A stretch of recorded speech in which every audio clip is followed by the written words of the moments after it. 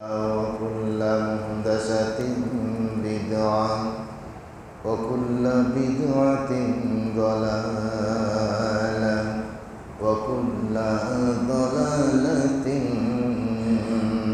في النار ونشهد أن لا إله إلا الله وحده لا شريك له ونشهد أن محمدا عبده ورسوله أما بعد فقد قال الله تعالى في كلامه المجيد وفرقانه الحميد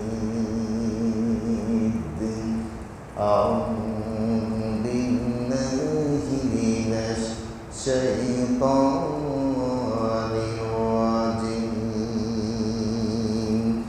بسم الله الرحمن الرحيم ولتكن منكم أمة يدعون إلى الخير ويأمرون بالمعروف وينهون عن المنكر وأولئك هم المفلحون صدق الله العظيم إلى آخر آيات سورة آل عمران من تعلم القرآن وعلمه قال النبي صلى الله عليه وسلم غفور غفار غفور غفار खुदा अल्लाह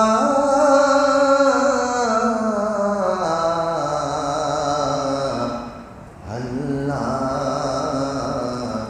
अल्लाह আমাকে শহীদ করে সেই মিছিলে শামিল করে নিও আমাকে শহীদ করে সেই মিছিলে শামিল করে নিও যে মিছিলের নেতা নবী মুস্তাফা আবু বকর উমর আলী হামজা খালি খোদার ছিল যারা অতি প্রিয় শামিল করে নিও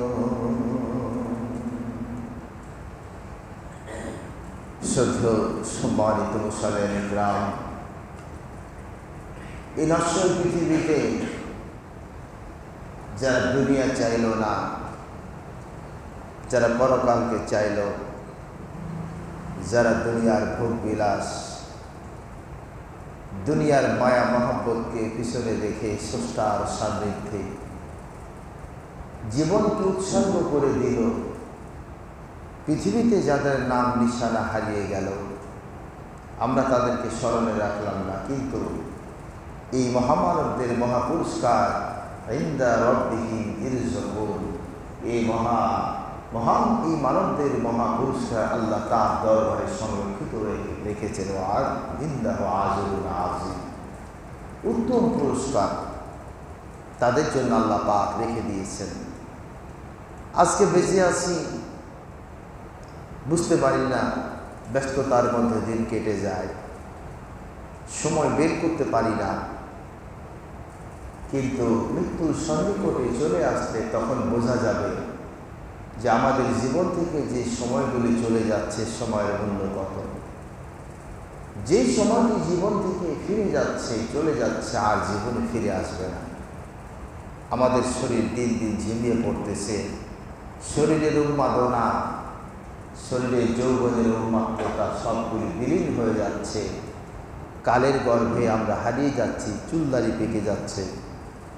শেষ মুহূর্তে চলে আসতেছি, বড় দুঃখ লাগে, এরপরও আমাদের আক্কেল পায় না। এই জন্য আল্লাহ পাক আফালা তাকিলুন, আফালা তাযাক্কারুন, আফালা তাযাক্কারুন, এই শব্দগুলি তাকিলুন আকিলুন শব্দটি 34 বার আল্লাহ পাক কোরআনে ব্যবহার করছেন। তোমাদের কি আকেল হবে না? তোমাদের কি লজ্জা হবে না? তোমাদের কি স্মরণ হবে না? তোমাদের কি চিন্তা হবে না? সকালবেলা কাঁধে করে ভর করে বাপকে, মাকে, বড় ভাইকে কবরে দাফন করে আসলাম, পরের দিন উন্মত্ততায় ব্যস্ত হয়ে পাপে লিপ্ত হয়ে গেলাম। আছে কিনা? সুবহানাল্লাহ। আল্লাহ আমাদের হেফাজত করুন, বলুন আমিন।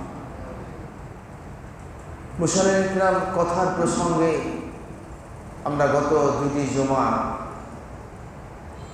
আর আমরা দাওয়াত সেক্টরের কথা বলতে গিয়ে আমরা বলতেছিলাম যে ইসলামটা কি? What's the Islam? That's the Islam. What's the Islam? Mankind, that's the Islam. যেটাই ভালো সেটা ইসলাম,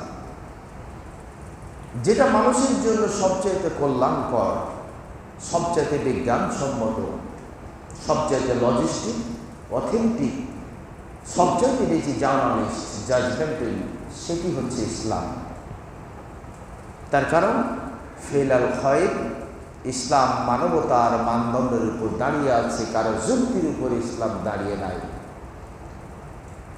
আল্লাহ পাকের আইন বিধানগুলি মানবতার কল্যাণের জন্য আল্লাহ পাক সিদরাতুল মুনতাহা থেকে আরশে আজিমের উপরের অংশ আল্লাহ পাকের নির্দেশের জগৎ, সেখান থেকে আরশে আজিম থেকে সিদরাতুল মুনতাহা জিবরাইলের দপ্তর, জিবরাইলের দপ্তর থেকে সপ্ত আকাশ, ষষ্ঠ আকাশ, পঞ্চম, চতুর্থ, তৃতীয়, দ্বিতীয়, এরপর প্রথম আসমানে রেখে ক্রমে ক্রমে 23 বছর 8 দিনে নবীজির উপরে মহাগ্রন্থ আল কোরআন অবতীর্ণ করা হয়েছে।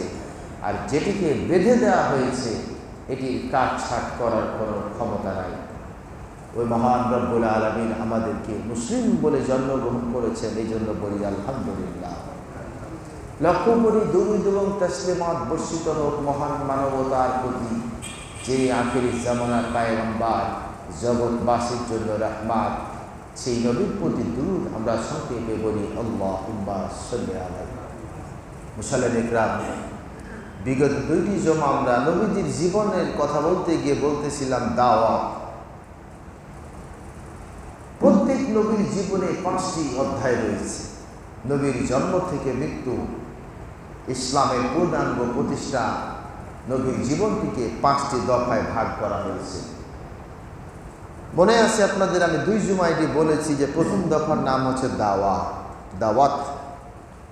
তার কারণ এটি আল্লাহ পক্ষ থেকে এসেছে, হাজা বায়ানুল লিন্নাস হুদান লিন্নাস, সুতরাং শাহিদা ওয়া মুবাশশিরা ওয়া নাযীরা। নবীর দায়িত্ব তুমি শাহিদ, মুবাশশির, তুমি যেমন সাক্ষীদাতা, সুসংবাদ দানকারী, অপরদিকে ভীতি প্রদর্শনকারী, মানুষের কাছে ফাতহুল মুবিন, স্পষ্ট আকারে এটি মানুষের সামনে পৌঁছে দাও। সব নবীর প্রথম কাজই হচ্ছে দাওয়াত। সমাজের মধ্যে দাওয়াতি কার্যক্রম যদি বন্ধ হয়ে যায়, অন্যায়, অবিচার, জুলুম, নির্যাতন বেড়ে যাবে, আকাশ থেকে গজব নাজিল হবে। 1 নম্বর পজিশন হচ্ছে দাওয়াত। 2 নম্বর হচ্ছে সংগঠন। ওয়াতাসিমু বিহাবিলিল্লাহি জামিআ ওয়ালা তাতাফাররাকু, ক্বালা আল্লাহু তাআলা। আল্লাহ পাক বলতেছেন 2য় পর্যায়ে সংগঠনের কথা। 3য় পর্যায় দাওয়াত করার পর মানুষদেরকে আহ্বান করে একত্রিত করার নামই হচ্ছে সংগঠন। সংগঠন নাই, কিছু নাই। মানমাতা ওয়ালা ম্যাগজু ওয়ালা মিহাদ্দিস বিহি নাফসাহু মাতাআলা সুবাতুম মিনান নিফাক। যার সংগঠন নাই তার কিছু নাই, যে সংগঠন করলো না, সংগ্রাম করলো না, এ অবস্থায় মৃত্যুবরণ করে গেল, নবীজি বলছেন তার হতে পারে মুনাফিকি মৃত্যু। মসজিদে দান করলে যেমন সব, মাদ্রাসায় দান করলে যেমন সব, তোমার রোজগারের একটা অংশ দ্বীনের পথে ব্যয় করবা, আল্লাহর রাস্তায় জিহাদের পথে, জিহাদ ফি সাবিলিল্লাহ, এটি হচ্ছে ফরজে আইন, ফরজে কিফায়া না ফরজে আইন। 3 নম্বর হচ্ছে সমস্যার সমাধান। তার কারণ আপনি ইসলামের দাওয়াত দেবেন, সংগঠন করবেন, পেটে ভাত নাই, মান সম্মান কিছু থাকবে না, সব শেষ। এজন্য সমস্যার সমাধান, রুজি রোজগারের ব্যবস্থা থাকতে হবে, খেয়ে পরে বেঁচে থাকার ব্যবস্থা করতে হবে। 3 নম্বরে শিক্ষা, 4 নম্বরে শিক্ষা, জ্ঞান থাকা লাগবে। আপনি কোরআনের ধারক বাহক, কোরআনের কথা মানবদের সামনে প্রচার করবেন, ইসলাম কায়েম করতে চান, আপনাকে রাষ্ট্রনীতি বুঝতে হবে, পররাষ্ট্রনীতি বুঝতে হবে, অর্থনীতি বুঝতে হবে, সমাজনীতি বুঝতে হবে, পরিবার নীতি, নগরায়ন, সব কিছু আপনার ব্রেনে ধারণ করতে হবে। নইলে আপনি কখনো ইসলামকে পূর্ণরূপে প্রচার করে মানুষদের সামনে এটিকে উঠাতে পারবেন না। জ্ঞান থাকা লাগবে।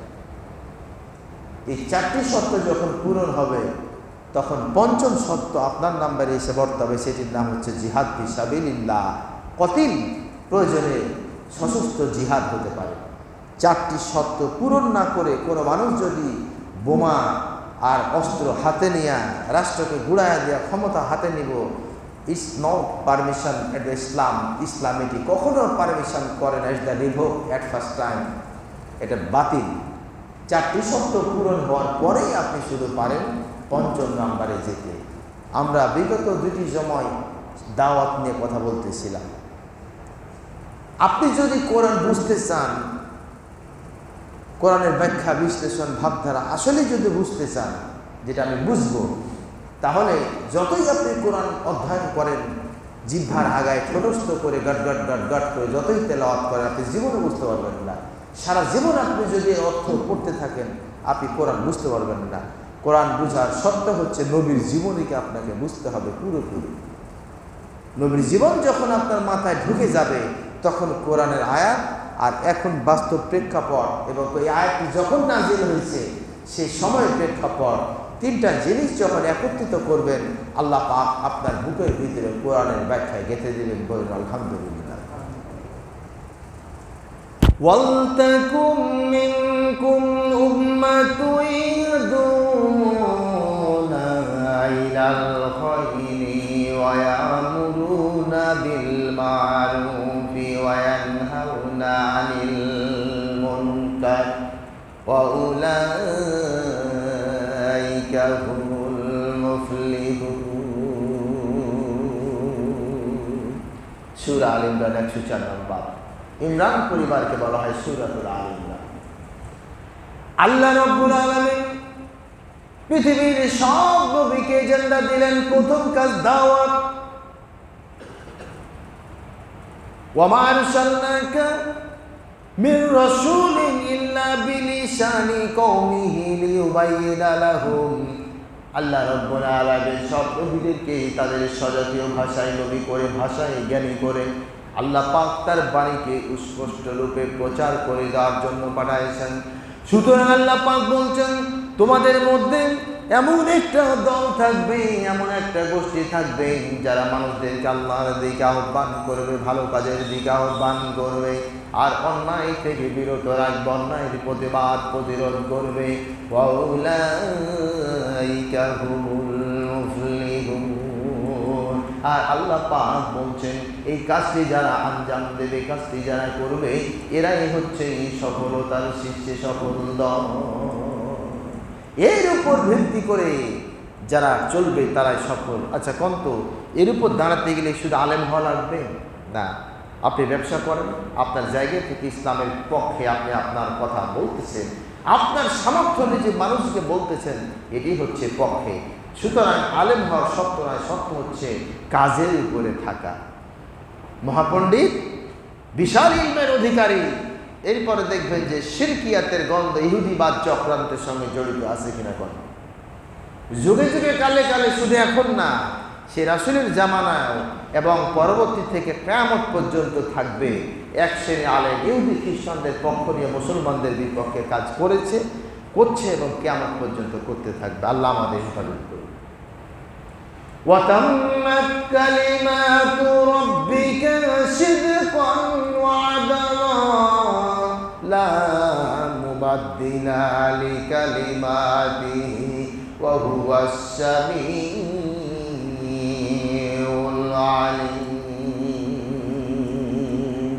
আল্লাহ রাব্বুল আলামিন বলেন, ও নবী, তোমার রবের বাণী সত্য এবং ন্যায় দ্বারা পরিপূর্ণ, সত্য এবং যুক্তি বিজ্ঞান ভিত্তিক ন্যায় দ্বারা পরিপূর্ণ। লা তাবদীলা বিকালিমাতিল্লাহ, আর তার কালামের কোনো পরিবর্তনকারী নেই, কেউ কালামের কোনো পরিবর্তন করতে পারবে না। আল্লাহ রাব্বুল আলামিন সব কিছু শোনেন, সব কিছু জানেন, সব কিছুর খবর রাখেন। وَإِن تُطِيعْ أَكْثَرَ مَنْ فِي الْأَرْضِ يُضِلُّكَ عَنْ سَبِيلِ اللَّهِ إِنْ يَتَّبِعُونَ إِلَّا الظَّنَّ وَإِنْ هُمْ إِلَّا يَخْرُصُونَ। আল্লাহ রাব্বুল আলামিন সূরা আনামের মধ্যে গিয়ে বলতেছেন, ও নবী, সমাজের অধিকাংশ মানুষের, তুমি যদি সমাজের অধিকাংশ মানুষের, সমাজের ভিআইপি মানুষদের তুমি যদি কথা মেনে চলো, তাদের কথা যদি তুমি ফলো করো, তারা তোমাকে সত্য থেকে বিচ্যুত করে দেবে, আল্লাহ থেকে দূরে সরিয়ে দেবে। তার কারণ এদের কাছে কোনো কিতাবের জ্ঞান নাই, এরা শুধু ধারণার উপর কথা বলে আর অনুমান নির্ভর করে মানুষদের সামনে এরা কথা বলে। এরা ধারণা, নিজেদের গবেষণা চিন্তা প্রসূত কথা মানুষের সামনে প্রচার করে।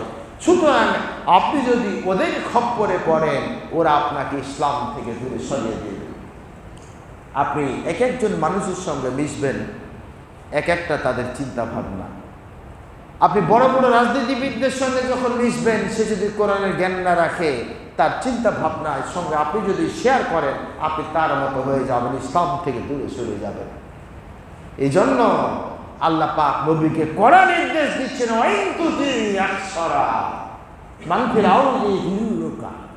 তুমি যদি জমিনের সমাজের অধিকাংশ লোকের কথাগুলিকে মান্য করো, এরা তোমাকে ইসলাম থেকে দূরে সরিয়ে দেবে, সত্য থেকে দূরে সরাবে।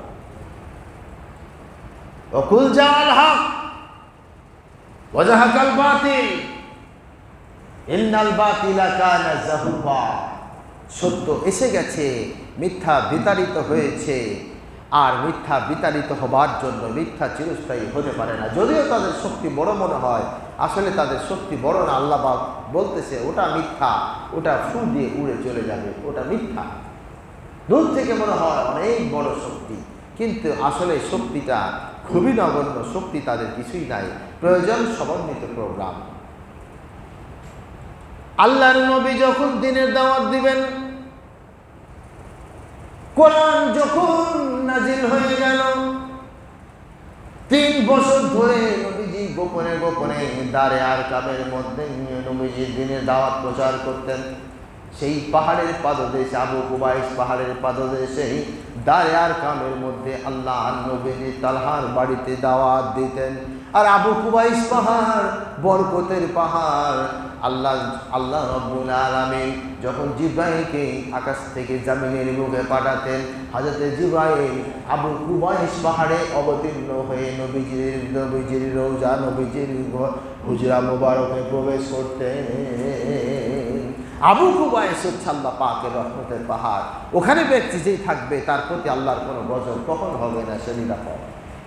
বাবে জিবরিল যারা হজ করেছেন, যে দরজা দিয়ে জিবরিল প্রবেশ করতেন মদিনার মসজিদে, নবীজির হুজরা, সেই দরজাটি বড় বরকতময় দরজা। সুবহানাল্লাহ।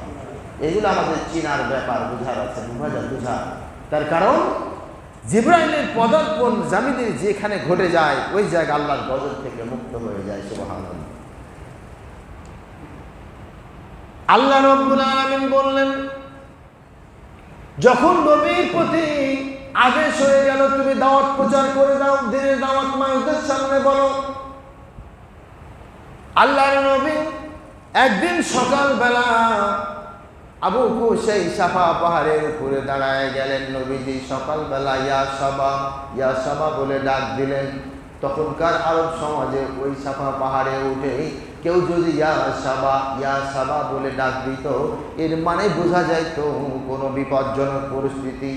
সুতরাং মক্কা নগরীর সব মানুষগুলি যখন হাজির হয়ে গেল, একজন যাইতে পারে নাই। যে যাইতে পারে নাই তার ভিক্ষুকে পাঠায় দিল। ইতিহাস বলে, ঐতিহাসিক গবেষণা বলে, নবীজির ডাকে 10,000 মক্কার জনগণ সাফা পাহাড়ের পাদদেশে হাজির হয়ে গেছে। ইয়া সাবা, ইয়া সাবা, হায় শুভ সকাল, হায় শুভ সকাল। মক্কার লোকেরা আতঙ্কিত হয়ে গেল, কে রে ইয়া সাবা বলে ডাকে। লোকেরা গিয়ে দেখে জনগণের সমক্ষে জনগণ প্রচার হয়ে গেল, এটা কেউ ডাকেন নাই। যিনি ডাকেন তিনি হচ্ছেন আলামিন, তিনি হচ্ছেন রাহমাতুল লিল আলামিন। সুতরাং সলিমউদ্দিন কলিমউদ্দিন কেউ ডাকে নাই, জামানার শ্রেষ্ঠ মানুষ সিদ্দিকে আলামিন আল্লাহর রাসূল তিনি ডেকেছেন। সুতরাং মক্কার প্রত্যেক বাড়ি থেকে লোকেরা হাজির হয়ে গেছে আর কান পেতে আছে, নবীজি কি বলবেন তাদেরকে কান পেতে বসে আছে। আল্লাহ নবী বললেন, সাহাবীরা, ও মক্কার মানুষেরা, তোমরা কি আমাকে বিশ্বাস করো?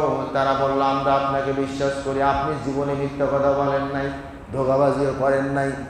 নবীজি বললেন, তাহলে আমি যদি বলি এই পাহাড়ের পাদদেশে একদল সুশক্ষিত সৈন্যবাহিনী বসে আছে, অস্ত্র শস্ত্র নিয়ে বসে আছে, কিছুক্ষণ পরে তোমাদের প্রতি আক্রমণ হবে, তোমাদেরকে হামলা করে তোমাদের রাজ্য ছিনায় নেবে, তোমাদেরকে পরাধীন করে দেবে, আমার কথা কি বিশ্বাস করবে নাকি?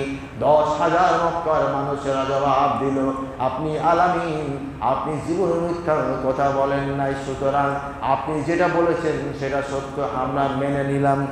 আল্লাহর নবী বললেন, তাহলে শুনে রাখো, আল্লাহ রাব্বুল আলামিন তোমাদের প্রতি যে বিধান নাজিল করেছেন আমাকে নবী হিসাবে মেনে নাও, আর তাগুত থেকে বর্জন, তাগুত থেকে ফিরে আসো, আল্লাহর দাসত্ব মেনে নাও। আনিবুদুল্লাহ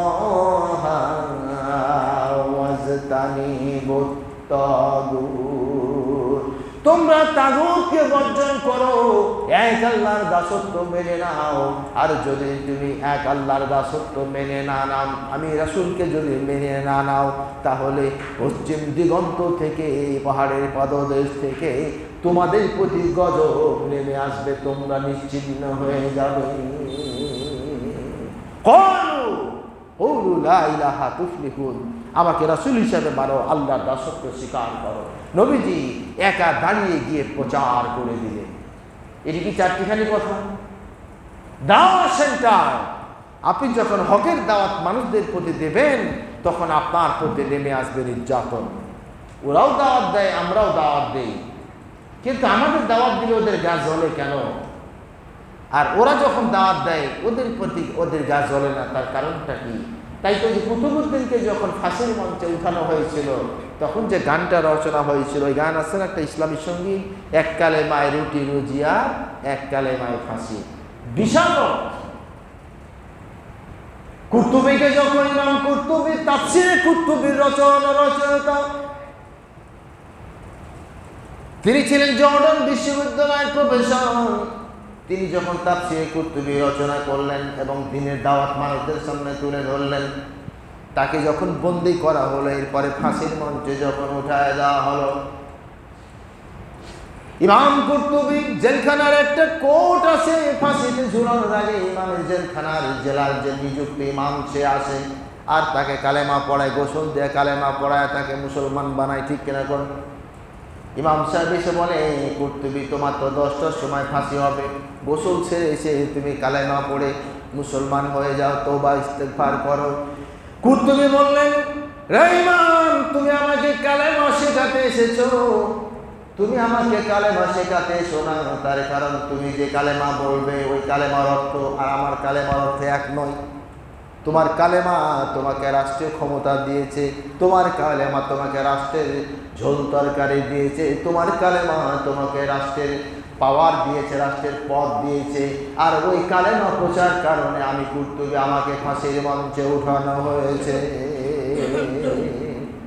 কালেমা শিখাচ্ছ আমাকে, কালেমা লা ইলাহা ইল্লাল্লাহ মুহাম্মাদুর রাসূলুল্লাহ, এই কালেমার প্রচার করে আজকে আমি ফাঁসির মঞ্চে। আর ওই কালেমার কারণে তুমি আজকে কি করতেছো? রাষ্ট্রের একটা বড় সরকারি গভর্নমেন্ট পোস্টে তুমি চলে গেছো। সুবহানাল্লাহ।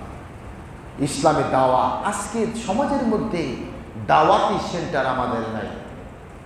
সবগুলি রাজনৈতিক প্ল্যাটফর্মে আমরা মলিন হয়ে গেছি। মানুষদের প্রতি দাওয়া নাই বলে মানুষের অন্যায় বেড়ে যাচ্ছে। আজকে ছোট ছোট ছোট যুবকগুলি ছোট থেকেই তার চরিত্রকে নষ্ট করতেছে, এর কারণ হচ্ছে দাওয়াত সেক্টর নাই। দাওয়াতি কাজ যখন চলে, টার্গেট হবে আজকে কালকে আমি ওই ছেলেটার কাছে যাব, ওকে গিয়ে নামাজের কথা বলবো, দুই একটা ইসলামের কথা আহ্বান করব। হতে পারে আপনার কথা তার হৃদয়ে গেঁথে যাবে, সে সিগারেট, বিড়ি, গাঞ্জা, ভাঙ সব কিছু বাদ দেয়া মসজিদে এসে আপনার ইসলামের পক্ষে কথা বলবেন, নাম হচ্ছে দাওয়া। এটি বড় দুর্ভাগ্য যে আমাদের মধ্যে দাওয়াতি প্রোগ্রাম নাই। আর মিছিল, মিটিং, আজকালকার পোলাপান দেখেন না, দাওয়াতি প্রোগ্রাম না থাকার কারণে আজকালকার যুবক, আমি বুদ্ধ হব, আপনি বৃদ্ধ হয়েছেন, আজকে শিশুটি কালকে এই জায়গা দখল করবে, ঠিক না? এই মঞ্চে আমি খুতবা দিচ্ছি, হয়তো একটা সময় আসতেছে, হয়তো আমি এখান থেকে বিদায় নিব, আরেকজন এসে মঞ্চে খুতবা শুরু করবে, ঠিক না? আজকে যারা মসজিদে দায়িত্ব পালন করতেছেন, একদিন বিদায় নেবেন, নতুন প্রজন্ম, এদের মধ্যে থেকে কোনো প্রজন্ম এসে এগুলি দায়িত্ব পালন করবে, কিন্তু এদেরকে আদর্শের জ্ঞান শিক্ষা দিতে হবে আমাদেরকে, কিন্তু আমরা সেটি পারি নাই। দেখেন না আজকের পোলাপান যুবক, আমাদের আদর্শ অনেকে আছে বিশ্ব নবীর নামই বলতে পারে না, আছে না?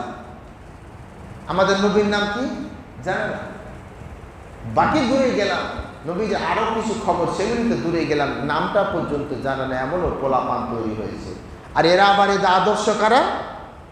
নবী আমাদের আদর্শ আমরা বলি, এদের আদর্শ আবার কে? নেইমার, মেসি, ঠিক না? মাইকেল জ্যাকসন, শাকিব খান, এদের আদর্শ। এই সালমান খান, ঋত্বিক রোশন, এইগুলি আদর্শ যুব সমাজে। এদের মতো দেখবেন চুলের কাটিং রাখে, তারপরে এরকম ডিজাইন তৈরি করে, দেখা ওরা জিম করে, পুষ্টিকর খাবার খায়া একটা ফিট বডি বানায় রাখছে, তারপর না ওই পোশাক, ওই চুল তাদের মানায়। তোমার তো পাশায় গোস্ত নাই, শরীরে মাংস নাই, পাতলা পাতলা বাহু, পাগুলি তো মুরগির ঠ্যাঙের মতো, পলিথিন দিয়ে তুমি প্যান্ট পরতেছো, তোমার কে সেই সালমান খানকে মানাবে নাকি? হায় হায়, এগুলি কে শেখাবে? এদেরকে কে শিখালো? সমাজ এদেরকে শিখাতে ব্যর্থ হয়েছে, যার কারণে এরা সে নীতি অবলম্বন করেছে। যুবক সমাজকে যদি আপনি বিপথে পরিচালিত করেন, সমাজ ধ্বংস হয়ে যাবে। অদূর ভবিষ্যতে যে সমাজ আসতেছে একটা বিপজ্জনক সমাজ, আপনি মুরব্বী, আপনি তাকে বলবেন, শাসাবেন, আপনার মান সম্মান রাখবেন না, ঠিক কেন? এই জন্য দাওয়াতি প্রোগ্রাম থাকতেই হবে জীবনে, কাউকে না কাউকে টার্গেট করে আমাকে দাওয়াতের কথা বলতেই হবে। কোরআনের কথা যতটুকু জানেন ততটুকু, বাল্লিগ আন্নি ওয়ালা আয়া, বাল্লিগ আন্নি ওয়ালা আয়া। নবী বলছেন, যেটা জানো, একটা আয়াত জানলো, সেটা মানুষের সামনে প্রচার করো, তাহলে তুমি ইসলামটাকে প্রচার করলে, এর নাম হচ্ছে ইসলাম। আলেম হওয়ার কোনো প্রয়োজন নাই, আপনি আপনার পজিশন থেকে দাওয়াতি কার্যক্রম, মানুষদেরকে হকের কথা আহ্বান করবেন, এর নাম হচ্ছে দাওয়াত। আল্লাহর নবী ইব্রাহিম আলাইহিস সালাম যখন নবুয়ত পেয়ে গেলেন, ওয়াকাযালিকা নূরি ইব্রাহিম মালাকুতাস সামাওয়াতি ওয়াল আরদ ওয়ালিয়াকুনা মিনাল মুকিনিন। আল্লাহ পাক হযরত ইব্রাহিম আলাইহিস সালামের কোট করতেছেন। ইব্রাহিম আলাইহিস সালাম যখন নবুয়ত পেয়ে গেলেন, বিশ্ব ব্যবস্থা সব কিছু আল্লাহ পাক তাকে দেখাই দিলেন, তিনি চলতেছেন পিতার দিকে, বাড়ির দিকে, ভাবতেছেন ইসলামের বাণী কোথা থেকে প্রচার আমি শুরু করব। তিনি মনে মনে সিদ্ধান্ত নিলেন, আমার পরিবারের কাছে গিয়ে প্রথমে ইসলামের বাণী প্রচার করব। এই জন্য প্রত্যেক পিতা, যারা আমরা গার্জেন আছি, আপনার ছোট্ট সন্তানটিকে নামাজের জন্য মসজিদে নিয়ে আসবেন, নামাজের ট্রেনিং দিবেন, এভাবে নামাজ পড়ো। আপনি তাকে কোনোদিন বলেন তুমি মানুষ দেখলে সালাম দিবা, আপনি তাকে কোনোদিন বলেন তুমি মানুষ মুরব্বীদের সঙ্গে কখনো বেয়াদবি করবা না, কোনো প্রতি উত্তর করবা না। আপনি এগুলো তাকে শিক্ষা দেন, তোমার বড়দেরকে সম্মান করো, শ্রদ্ধা করো, ছোটদের প্রতি তুমি স্নেহ মমতা, এগুলি বলবেন, এগুলি তাদেরকে বলতে হবে। বাবা তুমি এইটা করবা, যাকে দেখবা সালাম দিবা, তুমি মসজিদে যাবা, তুমি খেলাধুলা করবা, কারো প্রতি অত্যাচার করবা না, ছোটদেরকে ভালোবাসা, এগুলি শেখান, এগুলি বলেন। আপনি যখন মরে যাবেন, আপনার ছেলে কারো সামনে গল্প করবে, আমার বাবা আমাকে এগুলি বলতো। এটা হচ্ছে পরিবার থেকে দাওয়াত। এগুলি কি আছে ভাই? নাই। আপনার ছেলে ফজরের নামাজ পড়ে না, আপনি কখনো ডাকেন না কেন তাকে? এই ঘুম থেকে উঠো, মসজিদে যাও। শীতের সময় কষ্ট হবে, দুটা ব্যাত লাগান না কেন আপনি? আজকে কষ্ট হয়, এই সন্তান বড় হবে, একদিন ও বলবে আমার বাবা তো এগুলি আমাকে শিখায় না। আজকের সমাজে মানুষগুলি এমন হয়েছে, সন্তানের জন্য জীবন উৎসর্গ করতেছে, কিন্তু সন্তান জাহান্নামের দিকে যাচ্ছে, এদিকে তার খেয়াল নাই। এগুলি আমাদের বড় সমস্যা। আল্লাহর নবী যখন দাওয়াত দিয়ে দিলেন, 10,000 মানুষ নিস্তব্ধ, কোনো কথা নাই, কোনো শব্দ নাই, নির্বাক হয়ে গেছে। মোহাম্মদ কি বললো? এটা আমাদের বাপ দাদার ধর্ম ত্যাগ করে আল্লাহর পথে আসতে বলছে, তাকে নবী মানতে বলছে, তাকে রাসূল হিসাবে মানতে বলছে। এটা কেমন কথা? মাথায় কাজ করে না, সবাই নির্বাক নিস্তব্ধ হয়ে গেছে। এমন অবস্থায় নবীজির চাচা আবু লাহাব, নবীজির চাচা আবু লাহাব নিস্তব্ধতা ভেঙে চিৎকার করে উঠলো আর বলল, মুহাম্মদ তুমি ধ্বংস হও, তুমি ধ্বংস হয়ে যাও, এই জন্য কি তুমি আমাদের এখানে ডেকেছো? এরপরে আবু লাহাব 2 হাতে 2টি পাহাড় পাথর নিয়ে নবীজিকে মারার জন্য সামনে এগিয়ে যাচ্ছে আর বলছে, তাব্বাল্লাকা আলী হাজাল জামাতানা, ও মুহাম্মদ তুমি ধ্বংস হয়ে যাও, এই জন্য কি তুমি আমাদের ডেকেছো? 2 হাতে 2 পাথর দিয়া তোমার মাথা চৈচিরি করে আমি তোমাকে হত্যা করে ফেলবো। তাব্বাল্লাকা আলী হাজাল জামাতানা, 2 হাতে 2টি পাথর নিয়ে আবু লাহাব এগিয়ে গেল, নিস্তব্ধতা ভেঙে দিল এবং বলে দিল, তুমি মাজনুন, তুমি মাজনুন, তুমি পাগল উম্মাহ। প্রিয় ভাইরা, নবীজি যখন দাওয়াতের প্রোগ্রাম শুরু করলেন, সর্বপ্রথম তার ব্যাপারে প্রোপাগান্ডা চালু হলো, নবী তো পাগল হয়ে গেছে, মাজনুন, জিনের রোগী হয়ে গেছে। 2 নম্বরে নবীজিকে প্রকাশ্যে বাধা দিল, কি? দিনের দাওয়াত যেখানে প্রচার করবে হট্টগোল লাগাও, ঢোল পিটাও, চিল্লাচিল্লি করো, ডিস্টার্ব করো। এতেও যখন কাজ হয় না, তখন তারা নবীজিকে এসে প্রস্তাব দিল, হে রাসূল তুমি দিনের বাণী প্রচার বন্ধ করো, তোমার কি লাগে? তার মানে ঘুষ দিতে চাইলে ঘুষ। এটাও যখন কাজ হলো না, তারা নবীজিকে এসে সন্ধ্যের প্রস্তাব দিল, মুহাম্মদ কিছুদিন তোমার ধর্ম আমরা পালন করি, তোমরা আমারটা পালন করো, সন্ধ্যের প্রস্তাব। যুগে যুগে কালে কালে এগুলি বাস্তব মিলাবেন, এখনো তাই আছে, এখনো তাই আছে। 5ম নম্বরে যখন কাজ হলো না, তখন বলে নবীজিকে পিটাও, যারা ইসলাম গ্রহণ করবে এদেরকে পিটাও, তাদেরকে পিটাও, প্রয়োজনে হত্যা করতে হবে। 6ম নম্বর সিদ্ধান্ত, নবীজিকে হত্যা করে ফেলতে হবে। যুগে যুগে কালে কালে বর্তমান সমাজও একই স্টাইলে চলতেছে। ভালো কাজ ফেলাল খায়, দেশ প্রতিষ্ঠার জন্য এগিয়ে গেলে তাকে বাধা দাও, তাকে ডিস্টার্ব করো, সমাজে তাকে প্রচার করো সে রাজাকার, কিংবা সে মানবতা বিদ্রোহী, রাষ্ট্রদ্রোহী, কত কিভাবে প্রচার করে তাকে জনমনে তার পক্ষে ভীতি সন্ত্রাস সৃষ্টি করো, কিয়ামত পর্যন্ত এগুলি চলতে থাকবে। সুবহানাল্লাহ। আর 5ম নম্বরে গিয়ে তাকে হত্যার পরিকল্পনা।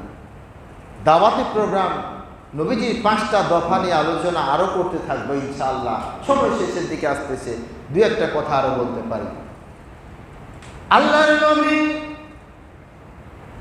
দ্বীনের দাওয়াত প্রচার করতেছেন।